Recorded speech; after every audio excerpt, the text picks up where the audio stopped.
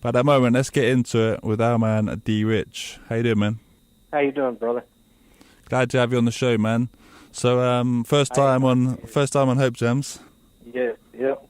All right, brother. So, tell us a bit more about yourself, man. Because obviously, first time on HopeJamz, it kind of warrants we need to find out, all about you, man. So, do you want to give us kind of the introduction of who you are?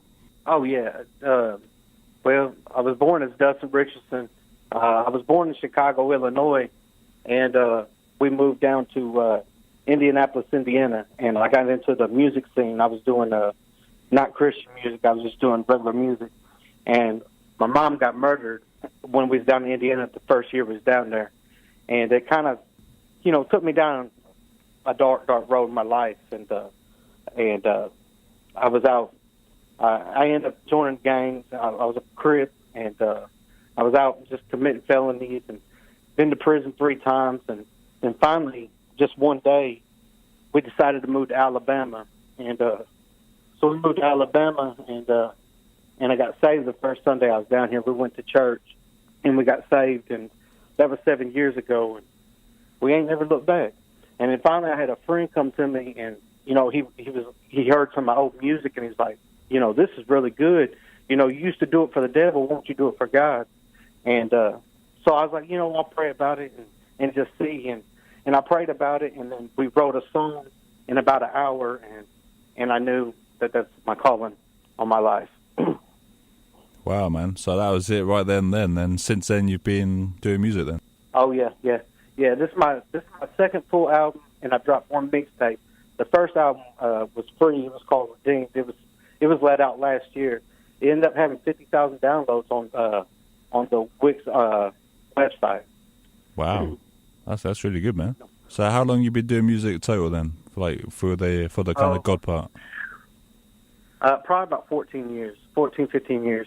I've been doing music, doing hip hop music. I started off by producing. I was just doing beats and doing being an engineer and just recording and mixing and mastering. Wow. So, and then you said you were part of the Crips? Yeah, I was. Yeah. See, what happened was my mom was murdered by blood, and it was part of his initiation. And I remember going. I was 9 years at the time, 9 years old, and I remember seeing my mom there laying on the floor, and they done stabbed her 28 times, and I ran up on the guy that was stabbing. He was all over the top of my mom, and he was stabbing her. And I ran up on him with a baseball bat, and I hit him. And I'll never forget it. I remember who he was. I remember what set he was with. And then I always had it in my heart that I was going to get revenge. And that was the whole reason why I became a Crip. I went through foster homes and went through that whole spiel. But I always ended back up in the same neighborhood. I'd run away from foster homes and go back to the neighborhood. And finally, the Crips took me in and put me underneath their wing, and I guess that's just the life I chose at the time. But like I tell kids today, like when we go into these inner cities, I like to tell them, if I would have had somebody come preach Jesus to me, I may not have made the mistakes that I had to go through. Yeah. But I mean, it's part of my testimony. It makes me who I am today. But maybe I would have never had to do no prison biz. Maybe I wouldn't have had to go, take care of business and stab this folk or shoot at this folk or whatever the situation might be. Yeah, man, that's madness, man. So, what? For me, that's alien. So, it was part of this guy's initiation to actually kill a woman. Yeah, well, the thing is, they didn't know a woman was in the house, and they just knew they was going to go in that house, and it just so happened they got my stepdad at first. They got him 4 or 5 times. They stabbed him 4 or 5 times. Well, he ran out the front door to go get help. And he yelled for my mom, and my mom was coming out of her bedroom. This is 5 o'clock in the morning, so we was all in bed. And my mom was coming out of the bedroom, and the guy met her right there at her door. That's crazy, man. That's nuts. Yeah. So, when you were with the Crips, then, from what age were you in there, and, how long were you with them for? From 12 to the age of 26. Wow. And you did time with them as well? Oh, yeah. Yeah, I've been in 3 different state prisons and one federal prison. Well, I was going to say, I've taken cases for other Crip members, and I've taken the rap for, some some things I didn't even do, but I ended up taking the rap anyway. But that's part of loyalty, and that's how we got to that album. The reason why the name's Loyalty. Yeah, man.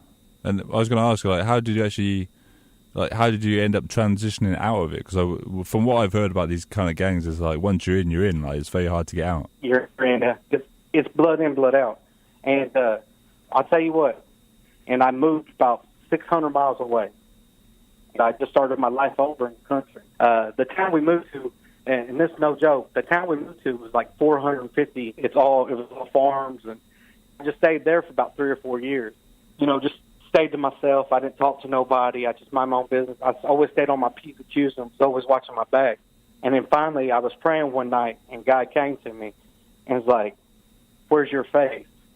And then that's when I started, you know, I think that was God trying to tell me that, you know, He's got my back. I ain't got to worry about them.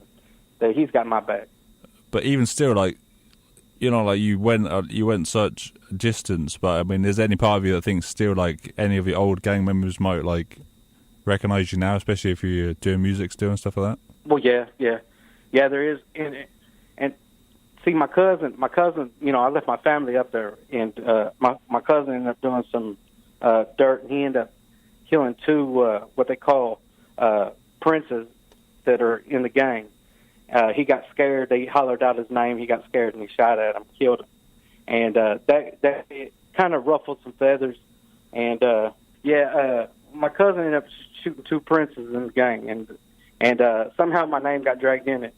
And you know, and they was talking about they was going to come down here, and they was going to come down here, and you know, they was going to come get me or whatever. And I was praying about it real hard, and I said, Lord, you know, I'm not scared. You know, I'm not. You know, if this is the way I'm going to leave this earth, then let it be. You know, if my mistakes are going to come back and haunt me, and that's the reason why I get to go to heaven, then let it be. And finally, I just told him, hey, here I am. You know where I'm at. Come get me. Basically, is what I was telling him. Well, I started getting this gut feeling in my stomach about moving. You know, and I felt like the Lord was telling me to move. And I was like, well, Lord, I'm not scared of him. You know, I got to stand my ground. I'm not scared. You know, I'm loyal to you, and I know in your hands I'm going to go, you know, to be, you know, and I kept praying. I was like, Lord, I'm not scared of him. Let him come, blah, blah, blah, whatever. And finally, we had another house open up, a beautiful house. I mean, something that we just couldn't refuse. And sure enough, we ended up getting that house.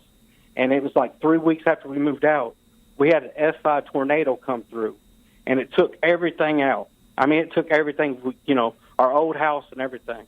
And that was God speaking to me, saying that, you know, it ain't them that you got to be worried about. It was the tornado that was coming that you needed to be worried about. And that all gets entwined with each other, because as long as I have faith in God, I'm not worried about him. I mean, even if that was the way for me to go, hey, I'd rather die for the Lord than to die for a color. You know what I'm saying? If that makes any sense. Yeah, man, I think, what you're saying resonates with a lot of people. It's kind of like, well, you know, at the end of the day, like, and I've had this conversation with other people in regards to other things, but it's the same kind of thing where at the end of the day, if God wants you to do something, then he wants you to do something. Therefore, he wants you to stay alive. Therefore, he's going to keep you alive. Therefore, you know, there's nothing really to be afraid of, is there? Because that's a true kind of factor of believing and trusting God. Because if you believe and trust in God, then really no man can hurt you, or even your family. You're gonna trust him so much to completely, you know, protect you and your family, kind of thing. Because he's got a purpose for you, kind of thing. And obviously, you're the head of the household, so you got to stay alive because your purpose is to lead your family. So, you know what I mean? Right. Well, what I was saying was when Peter was in the boat and he got out of the boat and he was walking on the water, as soon as he took his eyes off the Lord, he started sinking. And see, with them, that's what the devil tries to use against me, is them gangs.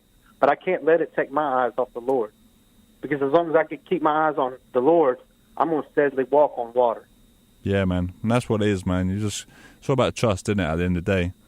But yeah, man, I think what you're doing is great, man. Keep on going, because at the end of the day, God's got a purpose for everybody, and especially you, man, with your music. And I think, you know, coming from that kind of background says it all. Like, you know what I mean? Like, you can probably reach a ton of people with your kind of, with the fact that you've been in a gang. I mean, that says a lot, man. That gives you a lot of credibility, especially for your music.